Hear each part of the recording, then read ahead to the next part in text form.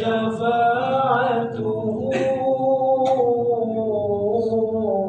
لكل هول من أهوال مقتهم يا ربي بالمصطفى بلغ مقاصدنا واغفر لنا ما مضى يا واسع الكرم اللهم صل وسلم وبارك عليه. قال المصنف رحمه الله تعالى ودام نفع به وبعلومه في الدارين آمين. قال فصل هذا الفصل ini satu fasal wa yakhruju minal farji thalathatu dima'in. Kita mau masuk yakni bab-bab haid, ini masalah haid. Faslun wa yakhruju minal farji thalathatu dima'in. Udah ketemu belum tuh? Deh. Halaman 6. Nah. Dan keluar dari farji perempuan itu ada 3 macam darah. Damul haidhi, darah haid, wal nifasi, darah nifas, wal istihadah, dan darah istihadah. Fal haidu, adapun darah haid ialah huwa ad-damu al-khariju min farjil mar'ati, darah yang keluar dari farji perempuan ala sabil sihah, atas jalan kesehatan, maknanya dia tidak sakit, ya, dalam keadaan sehat itu perempuan, min ghairi sababil wiladah, tanpa sebab melahirkan, tanpa sebab melahirkan.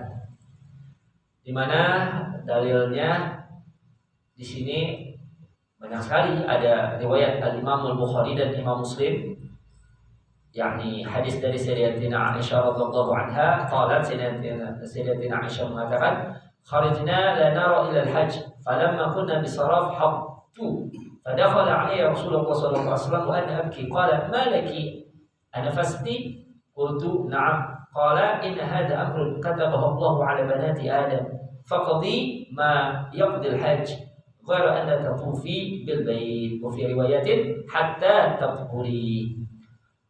Jadi dalam hadis ini Sayyidatina Aisyah radhiyallahu anha meriwayatkan bahwasanya yakni beliau Nabi dan umat Islam pernah melakukan ibadah haji. Kemudian di satu tempat yang bernama Saraf, Sayyidatina Aisyah pun mengalami haid. Nabi ketika datang menemui beliau Rasulullah SAW menemui istrinya, dan aku ketika itu tengah menangis. Nabi pun bertanya, ada apa dengan dirimu? Apakah engkau mendapat haid? Aku menjawab, betul ya Rasul. Bersabda Nabi, haid ini merupakan perkara yang Allah telah tetapkan, telah gariskan atas anak perempuan, ya, anak turunan perempuan dari Nabi Allah Adam alaihissalam.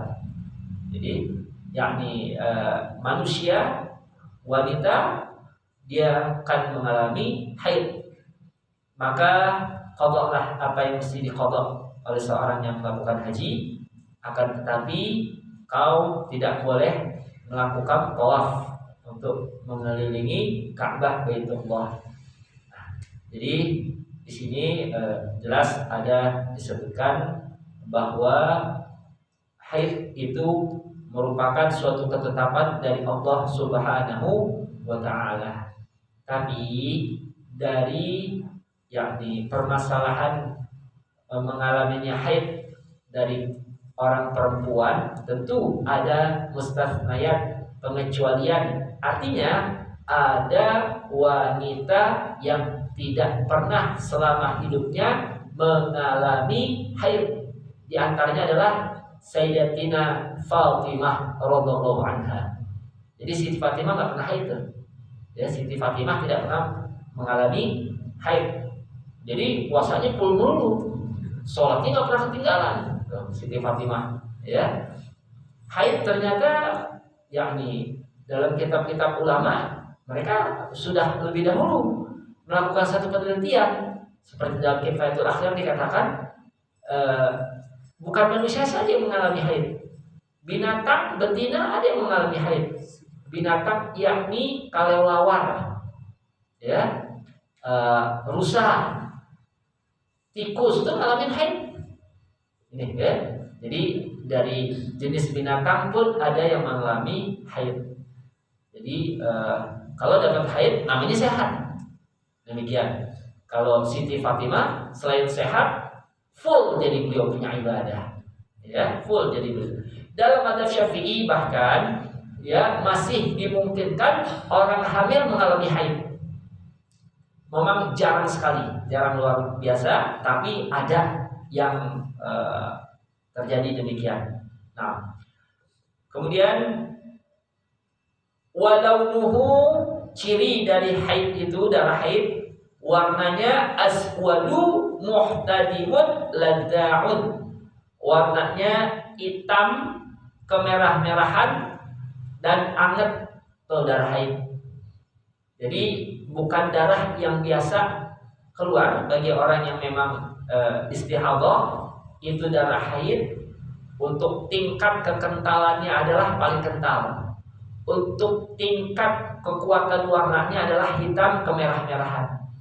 Kalau yang biasa keluar kuning ketika istihadhah, berarti kalau haid di atasnya kuning, yakni kuning pekat atau mencapai warna merah, yakni merah dalu kalau bahasa kita. Nanti ada tingkatan-tingkatan warna. Jadi seorang wanita itu harus bisa ngebedain ini darah istihadhah, ini darah haid. Demikian ya. Dalam kitab-kitab muqawalat yang panjang lebar, dalam kitab-kitab fikih sudah dibahas yang demikian. Nanti mungkin ada pertanyaan dari antum, kita tidak bahas lebih lanjutnya di sini. Nah, jadi yakni dalil tentang hitam kemerahan di sini ada satu hadis riwayat Al-Imam Abu Dawud dari Fatimah binti Abi Hubaysh annaha kanat tustahadhu faqala laha Nabi sallallahu alaihi wasallam idza kana damul haidati fa innahu damun aswadu yu'rafu fa idza kana dhalika fa amsiki 'anis shalah fa idza kana al-akhar fatawaddai wa shalli fa innama huwa irqud.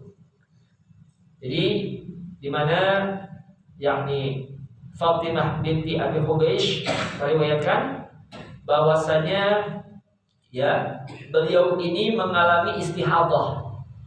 Istihadhah itu bukan disebut pendarahan ya.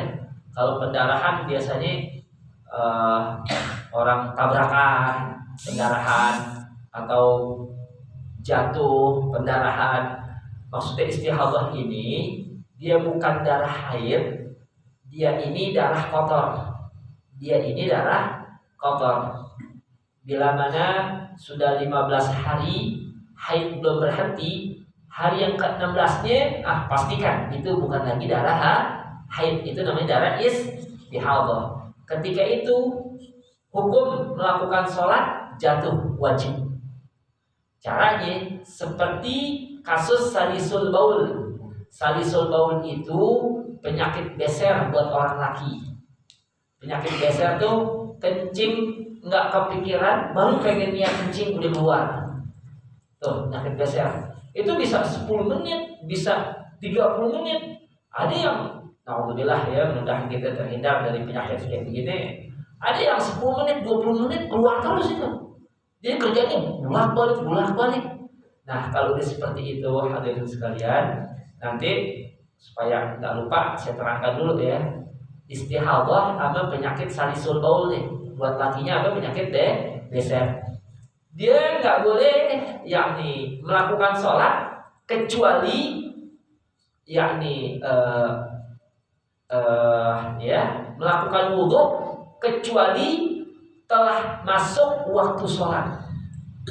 Jadi pas sudah Allahu Akbar misalnya nih maghrib, baru di kamar mandi dibersihin, udah bersih, disumpel pakai APK, kemudian pampersin biar nggak cecer mana-mana, pakai celana rapi, dia wudhu nih, nah ini bukan darah haid ya, istihadah atau salisul baul atau penyakit geser, udah rapi, dia wudhu. Ketika wudhu masih ada keluar, mendapat toleransi oleh agama, terusin, sah tetap, meskipun najis, ya. Dalam kondisi seperti itu, syariat memberikan keleluasaan, kelapangan, khusus orang ini tetap dianggap wudhunya tidak batal. Rapi sholat, yakni misalkan di sholat maghrib, udah, itu wudhunya nggak boleh buat sholat isya. Ntar pas sudah azan isya, dikebelakang lagi, dicuci lagi, dicebok lagi, disumpel lagi, diwudhu lagi, disembahyang lagi. Allah, begitu. Nah, istihadah begitu sama. Istihadah darah kotor. Kalau istihadah itu kalau udah di atas 15 hari, sekali lagi. Umumnya yakni 6 atau 7 hari.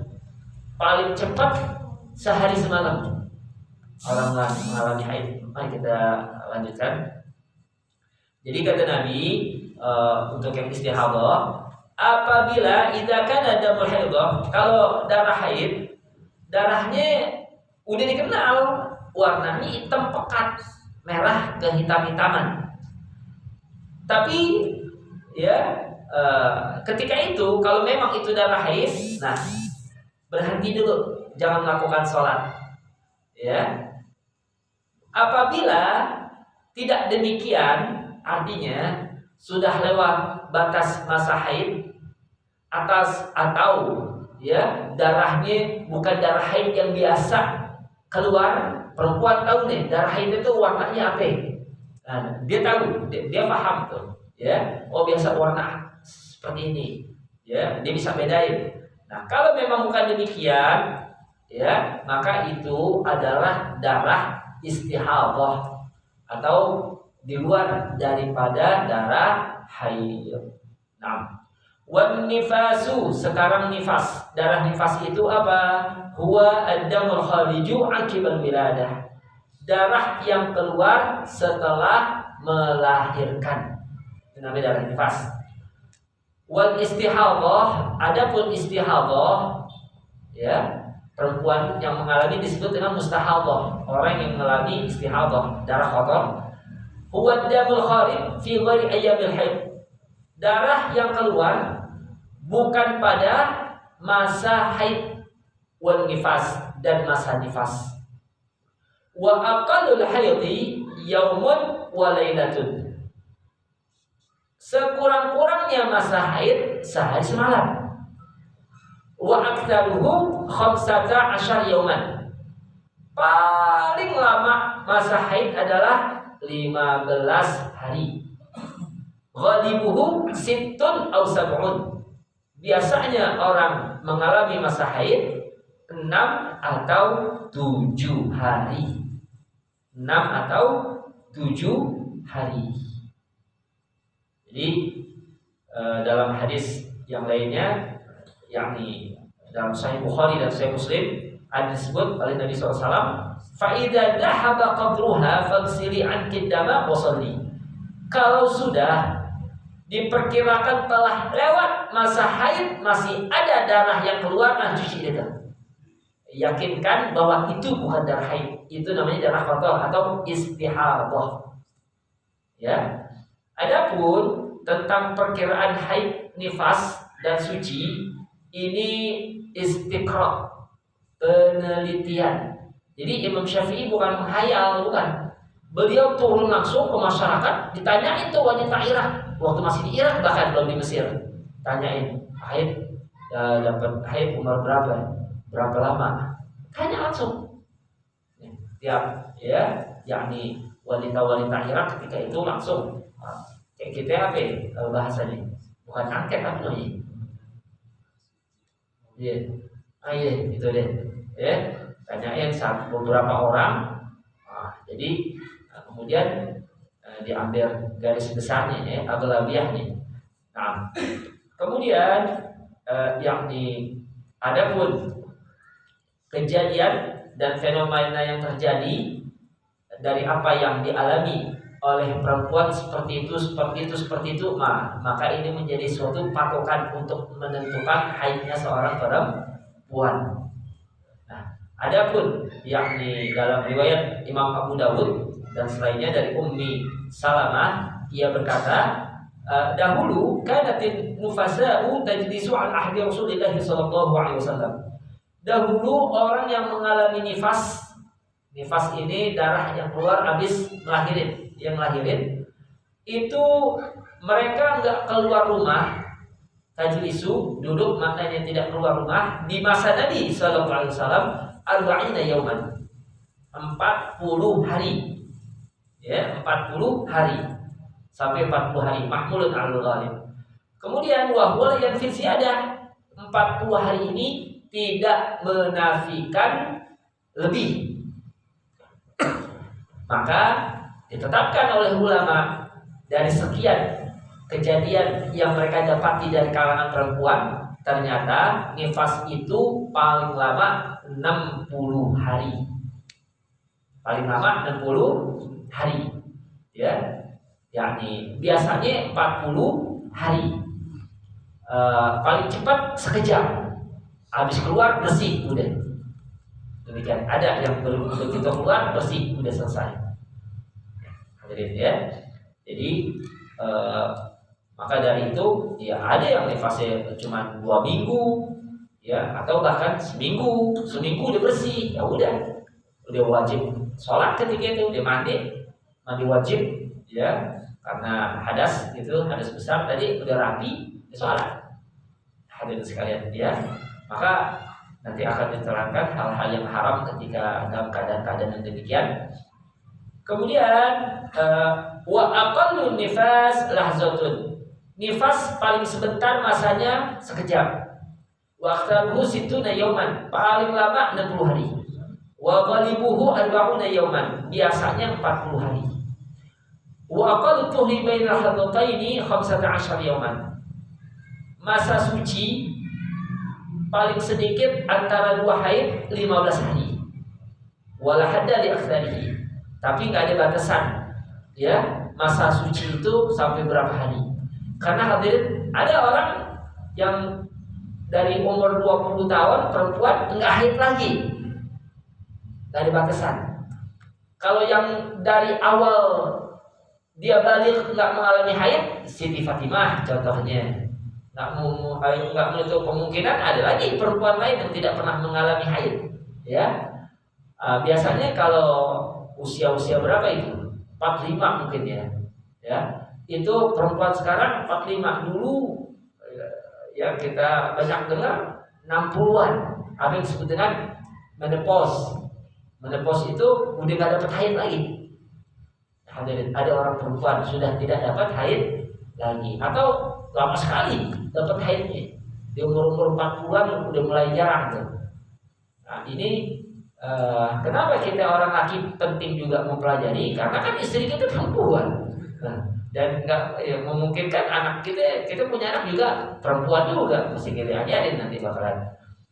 Kemudian wa aqallu zamani tahid fil mar'ah tismusinin. Umur paling minimal seorang wanita mengalami haid 9 tahun. 9 tahun. Ya. Wa aqallul hamli 6 ashhur. Masa mengandung paling sedikit 6 bulan. Masa mengandung berapa? 6 bulan. 6 bulan keluar disebut prematur. Tapi sudah dimungkinkan bisa hidup. Tapi kalau belum 6 bulan meninggal tuh yang keluar. Jabang bayinya nggak kuat, meninggal. Kalau kurang dari 6 bulan, ya. Waqtaluhu 4 sinin. paling lama orang hamil 4 tahun. Oh, 4 tahun. Al-Imam Syafi'i 4 tahun lagi. Imam Syafi'i itu lama di perut. Masya Allah.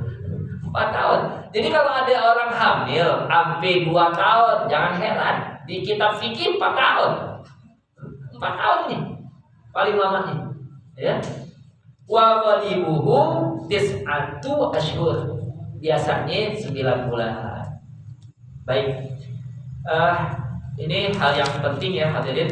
Kita mau bahas sedikit ini, yakni masalah istidlal, masalah dalil, ya, yakni minimal masa mengandung itu Al-Quran, yakni ada isyarat di dalam Al-Quran surah Al-Ahqaf ayat 15 Allah berfirman, wa hamluhu wa fisaluhu 30 syahran. Mengandung sampai mensapi itu masanya 30 bulan. Ini Al-Quran, 30 bulan. Mengandung dan menyapi. Baik. Yang namanya nyusuin sampai berapa tahun? 2 tahun. Nah, berarti kalau 2 tahun 30 bulan kurang 2 tahun berapa? 6 bulan. Ya, 30 bulan dikurang 2 tahun kan 2 tahun 24 bulan. Berarti 6 bulan. Nah, begini hadirin. Baru kemarin di satu masjid nanya ada seorang jamaah. Jadi kita nggak boleh yang namanya aib kita mesti tutup rapat-rapat. Nah, karena ini antum nggak tahu ya, namanya saya juga nggak tahu. Tapi ini permasalahan penting. Ada jamaah nanya, Ustaz, aneh kena anak angkat aneh bakal nggak wudu? Anak angkatannya umur 9 tahun, cuman ujung jari doang, batal. Nggak ada nafsu tetap batal. Kok batal? Kan bukan mahram. Kecuali anak angkat ente, ponakan ente, ponakan bukan, ponakan istri, batal berarti. Kalau ponakan istri sebab mahram ghairu mu'abbad. Dia nggak boleh nikah dengan ponakan istri karena bibinya dinikahin. Tapi ghairu mu'abbad nggak selamanya deh, nggak selamanya. Seandainya seseorang cerai dengan bibinya terus habis itu zuat ame ponakannya, boleh sebab ghairu mu'abbad. Yang disebut mahram mu'abbad itu justru mertua. Mertua nggak ada bekasnya makanya. Ada orang dia cari yang bininya, itu ibunya mantan istrinya tuh, kalau dia ketemu dicium tangan, nggak kenapa, mahram itu mu'abbad selamanya. Tapi kalau ibu tirinya mantan sang istri, ghairu mu'abbad, tidak selamanya. Artinya yang bukan melahirkan istrinya.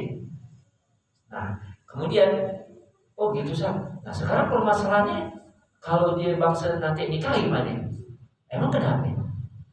Sebab dia pas lahir baru nikah, dinikahin saat ibunya. Ya Allah.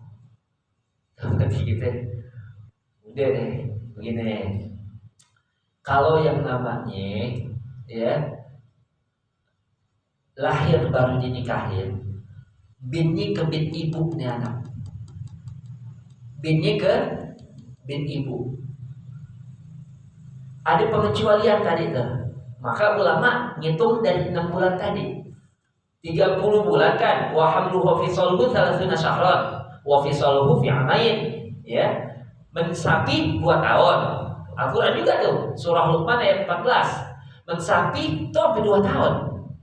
Mengandung, dari mengandung sampai mensapi 30 bulan. Berarti sisa 6 bulan. Nah, maka ya apabila si jabang bayi, si janin bisa nyambung dia punya nasab ke orang laki, ke ayah, maka yang menikahi ibunya itu jangan sampai kurang dari 3 bulan. Misalkan baru 2 bulan kandungan dizuat nih, baru 2 bulan kandungan dizuat. Biasanya lahir bulan ke-9. Berarti usia pernikahan berapa? 7 lewat dari 6, maka berhak si jabang bayi bin kepada orang yang menikahi ibunya, berhak. Tetapi bukan dia pelakunya, orang lain. Guru kami Mu'alim Syafi'i Hadami mengatakan, kalau bahasa beliau, sebenarnya di kitabnya ada namanya, kitab itu yang saya baca, Syarah Minhaj Kanzur Raghibin, Syarah Minhaj Al-Imam Al-Mahalli. Ada itu Syarah Minhaj, kalau antum tahu Minhajut Talibin ada, itu ada dibahas. Jadi bahasanya udah diacak-acak ame sperma yang baru datang, yang belakangan udah diacak-acak dengan sperma yang baru datang, demikian. Sekarang kalau yakni udah lahir demikian, berarti kan dia bukan bapaknya, bukan bapak secara syar'i, bapak biologis, tapi bukan bapak secara syariat. Kalau dinikahinnya misalkan 4 bulan kandungan baru zuat, 4 bulan kandungan dizuat, lahir bulan ke-9, usia perkawinan berapa? 5 kurang masih. Berarti bini ke ibu nih. Repot ini. Bini ke ibu. Gak berhak tuh nasabnya ke bapak itu. Bahkan dalam mazhab Syafi'i, Maliki, Hanafi tidak. Mazhab Syafi'i ini ada khilafiyah, perbedaan pendapat ulama, semuanya benar ya tentunya, karena semuanya ahli sunnah wal jamaah. Si bapak tadi tuh, yang bapak biologisnya, seandainya yakni ibunya habis zuat, belum hubungan dengan ibunya, ya, dizuat sama anaknya, anak biologis boleh. Kerjaan ente tapi bukan anak ente, kata Mu'alim. Kerjaan ente tapi bukan anak ente. Kenapa? Karena nggak diikat sama akad, nggak direken sama syariat. Direken itu dianggap, nggak dianggap oleh syariat. Nah maka Al-Quran ingetin dari awal, wala taqrabuz zina fa innahu fahisyatan wa sa'a sabila. Alhamdulillah ya. Jadi demikian hadirin sekalian, yang penting untuk kita paham. Sekarang bagaimana Ustaz kalau bangsa kita ngawinin? Ani ngajarin bukan ngajarin nggak benar. Ani bilang begini, kalau emang udah begitu ceritanya, inti ini kan bukan abahnya, dan dia juga nggak tahu bahwa inti ini bukan abahnya. Masyarakat pun nggak tahu juga kebanyakan begini. Inti ya hanu inti ke Bandung kemana terus inti ya hanu inti taukil, menyerahkan perwakilan kepada penghulu jawatan KUA, serahkan. Kenapa? Karena memang ini anak disebut dalam hadis az-sultan waliyuman la waliyalahu. Pemerintah itu walinya orang yang nggak punya wali. Karena dia nggak punya wali kan gak ada walinya nih. Orang kata abangnya kagak ada, bini ke ibu kan nggak punya wali. Nah berarti walinya adalah pemerintah ketika itu. Udah jawatan dari KUA. Tadi ya hanu gini ya segala macamnya. Udah. Nah, ketika itu kan kalau yang taukil kan boleh menyerahkan. Karena itu yakni ada satu urusan mendadak penting harus pergi ke Bandung, ya nggak bisa tuh mewalikan anak itu. Nah, demikian. Begitu saja. Iya. Nah, nanti emang haknya si pemerintah ini, si sultan haknya bukan hak yakni bapak angkat, bukan. Bapak angkat itu ya bukan wali dia, sebab wali urutannya bapak kandung, nggak ada kakek dari bapak kandung, nggak ada juga baru yakni saudara laki-laki seayah seibu, abang kek, adek kek, nggak ada saudara laki-laki seayah doang, nggak ada juga. Nah, baru paman dari ayah seayah seibu, nggak ada. Baru paman dari ayah seayah, nggak ada juga. Baru anak paman, jatuhnya misanan. Begitu urutan wali. Maka nggak boleh kalau masih ada ayah, abang main nikahin aja, jangan tahu kira dulu kayaknya. Nah, kecuali nanti hakim ya yang yakni menanyakan kenapa sampai nggak mau zuatin anaknya, gitu juga. Maka dulu di masyarakat kita pernah dengar kawin lari, Bukan kawinnya lari-larian, bukan. Itu tahu kawin lari. Jadi gadis dibawa dulu ke yakni satu tempat yang melebihi masafatul qasr. Ya, tempat sekitar 90 kilo dibawa. Nah, ketika itu dia bisa berwali itu. Jangan dipakai nih. Ini hukum begitu. Ini maka orang kalau ngerti hukum nggak ada takwanya bahaya. Ngerti hukum nggak ada takwanya bahaya. Kayak seperti gini. Hubungan suami istri di siang hari bulan puasa gimana hukumnya? Haram. Kemudian hukum kafaratnya gimana? Mereka kan budak, nggak bisa puasa 2 bulan berturut-turut, nggak bisa juga kasih makan 60 fakir miskin, kan gitu. Kalau orang ngerti hukum, diajak dulu haremnya ke Cirebon deh, kan udah musafir tuh. Musafir boleh nggak buka? Kan musafir, kagak kena tuh. Repot kalau orang ngerti hukum tapi nggak ada takwanya. Ya, jadi makanya guru kalau udah rapi fikih belajar tasawuf gitu. Jadi bisa ada rasa takut, ada waro, zuhud, ya ikhlas dan lain sebagainya. Itu ada di pelajaran tasawuf tentunya. Ya, kita kembali hadirin. Maka dia bilang gitu, hadirin, ini bukan ngajarin nggak benar. Kan ini bukan salah dia. Orang yang kesian, ada anak ibunya meninggal, abahnya kemana tahu? Sebenarnya abahnya bukan abahnya. Orang hamil luar nikah. Kasihan kan? Dipungut, benar dia nggak salah. Nah, artinya kalau untuk bicara bohong, ya udah deh. Tapi ini bicara aib keluarga kan. Jadi, kalau yang namanya orang nikah itu kan diantaranya iddahnya wanita hamil sampai melahirkan anak. Iddahnya wanita hamil sampai melahirkan anak. Ayatnya dasar At-Thalaq ayat 4.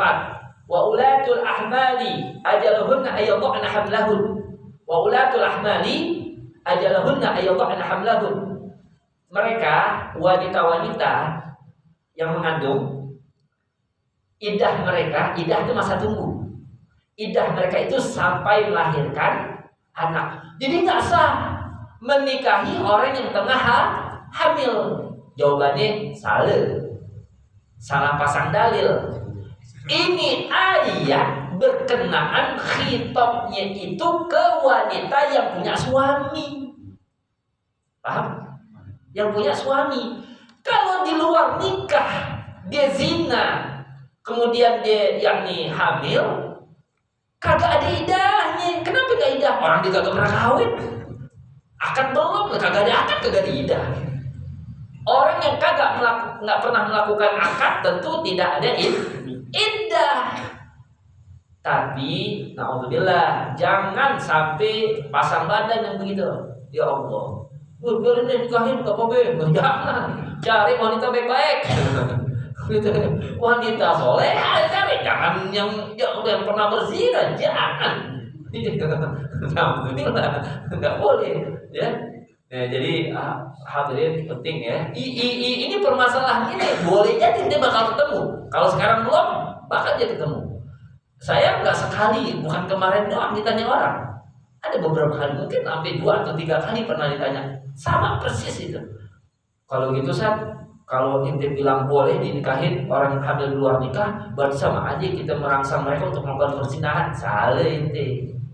Kok salah lagi? Gini kita bilang. Ya, makanya dari kecil anak dia main, kita perhatiin. Anak laki mainnya sama laki, anak laki jangan main sama perempuan.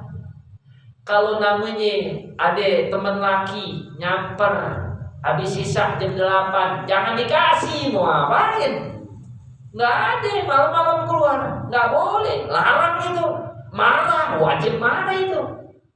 Begitu hadirin. Dari kecil biasanya jangan kayak perempuan ya, main sama laki main sama perempuan, mau dibencong lah.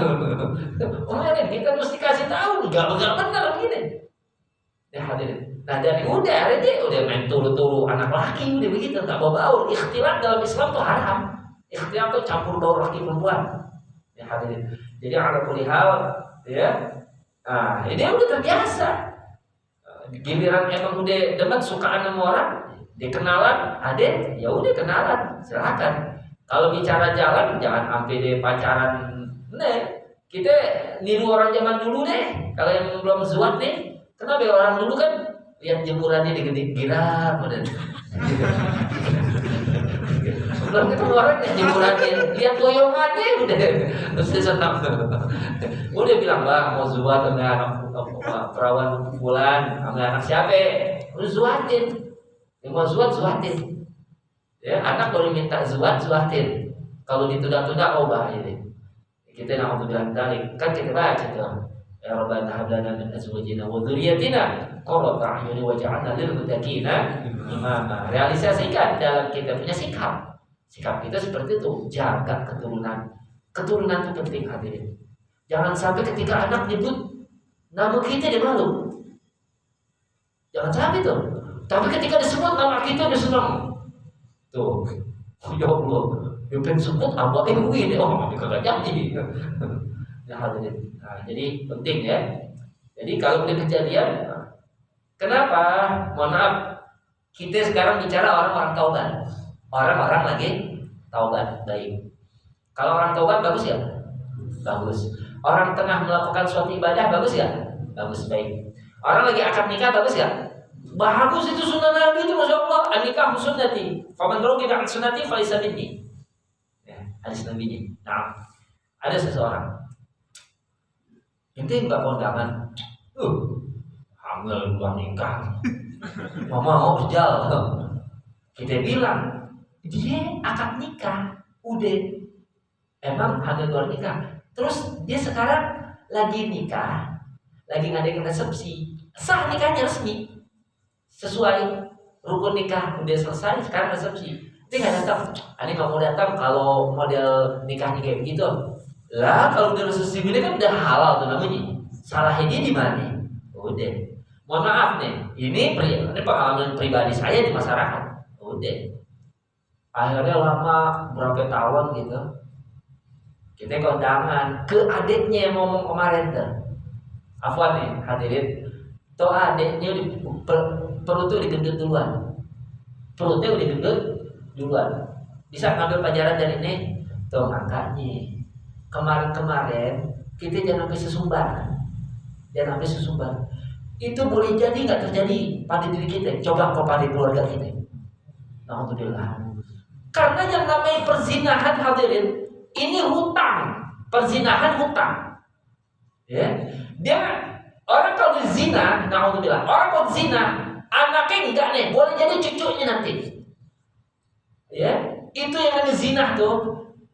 Wah, apalagi kalau sampai udah biasa ya. Makanya kampung kita jaga betul itu. Ini apa nih?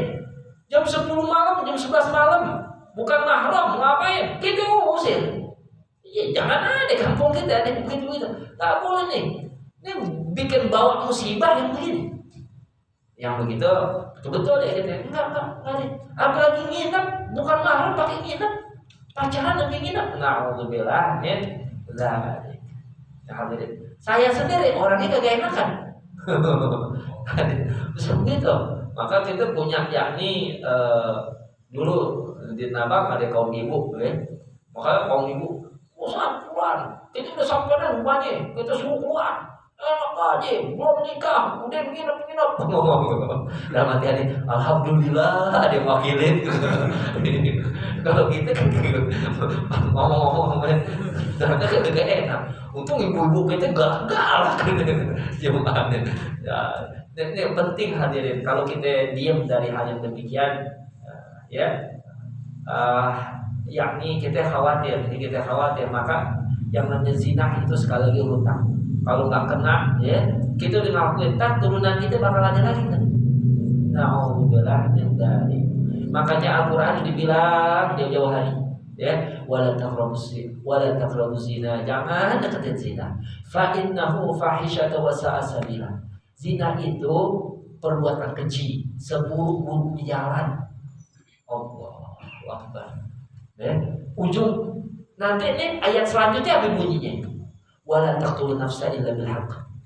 Jangan kalian membunuh jiwa tanpa ada alasan yang dibenarkan. Jangan membunuh jiwa. Habis larangan zina kok bunuh jiwa? Coba kita lihat, banyak gak sekarang adopsi? Bukan adopsi, aborsi. Aborsi pembunuhan, hadirin. Aborsi pembunuhan. Kenapa aborsi? Awalnya apa? Zina. Tuh kan sekali dua uang kan nyambung kan tuh Al-Quran tuh rentetannya tuh. Ya. Jadi inilah Al-Quran ya, dengan segala hikmahnya mengajarkan kita mau selamat ya ikutin Quran, udah selesai. Jadi ya, hadirin kita jaga anak turunan kita deh, ya. Nggak apa-apa dikata galak, nggak apa-apa urusan begini, urusan begini. Kenapa? Karena kalau udah kejadian ya Allah, kita mau nangis sebaskom katanya air mata kita. Gimana dijadi takdir? Kita mau rubah lagi, balik lagi, nggak bisa udah. Kemudian yakni ya kita lanjutkan. Nah, wa yahrumu bil haidhi wa nifasi thamaniyatu asya. Haram orang yang tengah mengalami haid dan nifas 8 macam. Di sini nggak termasuk istihadah ya. Jadi di sini haid dan nifas. Istihadah nanti ada khusus. Apa yang diharamkan? Sholat. Lagi haid sholat, salah dosa gitu. Nah, jadi gini, ada orang sebenarnya zuhur udah berhenti, keluar lagi, karena dia habis asar deh. Zuhur sebelum zuhur udah berhenti nih darahnya. Ini biasanya udah selesai nih hari, ntar aja. Akhirnya habis asar dia baru mandi, Ingat, bilangin harim kita, anak perempuan kita, kalau udah sebelum zuhur berhenti, dia belum mandi juga, mandinya habis asar, itu zuhur dikodok. Ya. Kalau emang subuh udah berhenti, memang subuh ikutan dikodok. Ingat kan? Ini tindakan ikhtiar tadi, dikodok. Kan dia akhirnya ngerjain ini di asar kan? Ya, habis bayang asar, baru kodok zuhur. Karena boleh jadi zuhur itu sebenarnya udah berhenti. Jadi dia ada sholat yang ditinggalkan itu. Karena hadirin, saya ingatkan, sebelum kita melakukan sholat sunnah, sholat wajib dulu. Termasuk mengkodok sholat 5 waktu yang dahulu. Udah 30 tahun yang lalu kita tinggalin. Sholat aja. Ya sholat kodok zuhur tengah malam boleh. Sholat kodok isya tengah hari bolong boleh. Kalau kodok nggak melihat daripada waktu.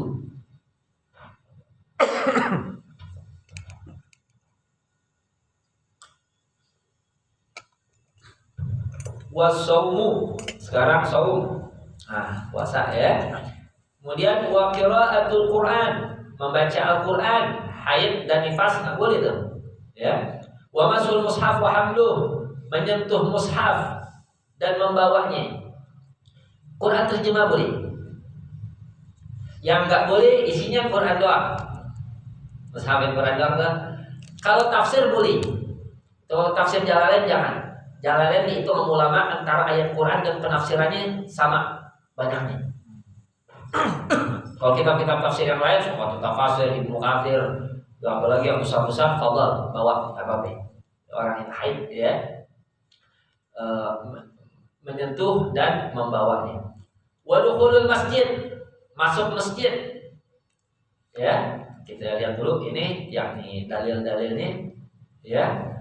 Di mana ya dalam suatu hadis Nabi sallallahu alaihi wasallam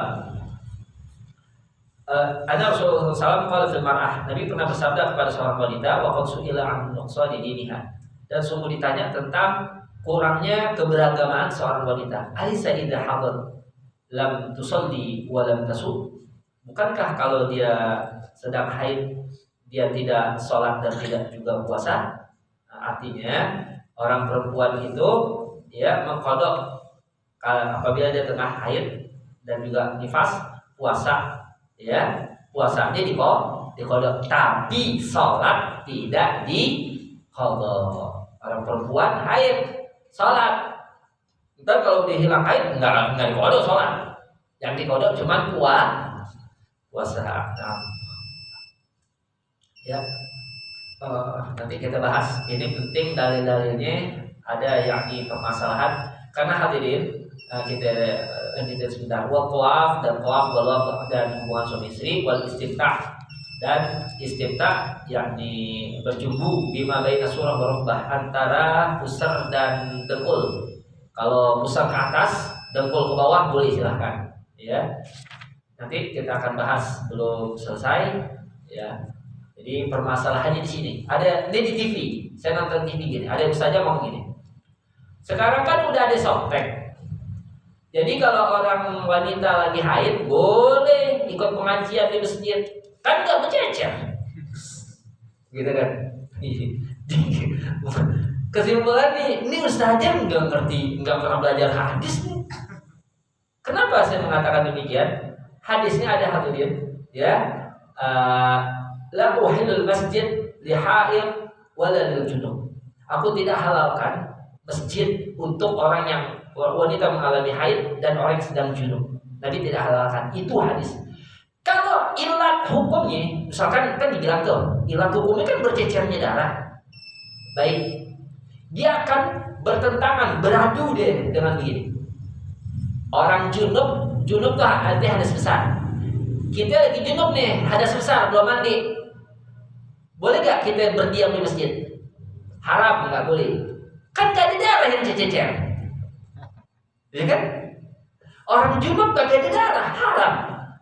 Jadi orang haid bukan karena gak bercecernya, karena ketidaksuciannya, begitu. Hati dia pakai softtek. Jadi gak benar tuh. Tapi repot juga sih kalau TV nasional kan berapa juta orang. Jadi ribet tuh jadi hukum. Nah penting itu, jadi harus ada seleksi lah bahasanya ya. Gak bisa sembarangan ngajar gitu. Jadi insyaallah kita akan lanjutkan. Ada pertanyaan satu atau dua pertanyaan silakan.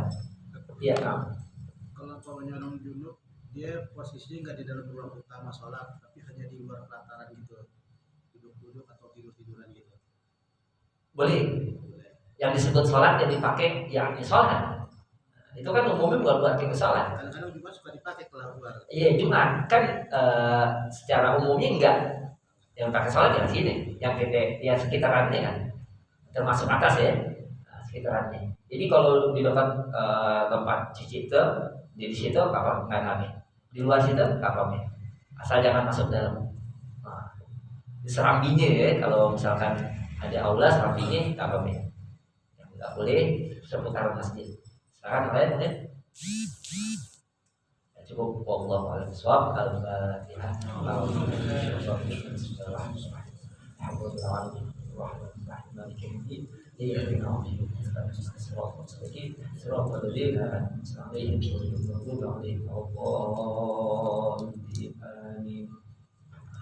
Allahumma sholli sholatan kamilatan wa sallim salama